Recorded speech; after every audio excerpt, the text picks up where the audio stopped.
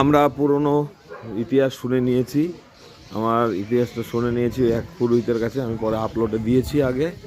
হ্যাঁ, তাই যে গুপ্তেশ্বর মহাদেব কি যায়, পুরনো মন্দির ইতিহাসের। দেখুন ইটগুলোকে দেখুন ভালো করে।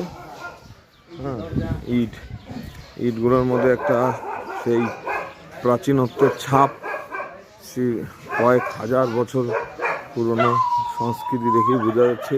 ইটের ধরন ঠিক কীরকম পাতলা পাতলা, এটা থেকে বোঝা যাচ্ছে সেখানকার সংস্কৃতি।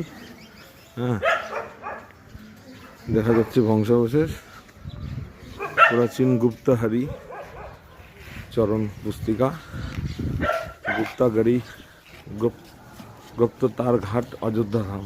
এই আমরা ভিতরে প্রবেশ করছি। হ্যাঁ, সুন্দর।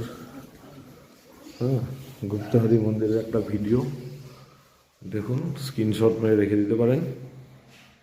গুপ্তহারি প্রাচীন শ্রীরাম দরবার এখানে দেওয়া। হ্যাঁ, এখানে একটা আমরা পুরোহিতজির কাছে আবার শুনে নিব।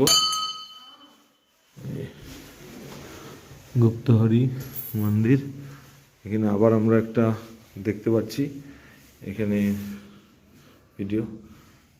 ये क्या राम जी का चरण पाठ, इसके बारे में थोड़ा बोलिए। ये प्रभु राम जी, ये वही स्थान है जहाँ पे भगवान राम जी खड़े होकर सारे अयोध्यावासियों को संबोधित किए।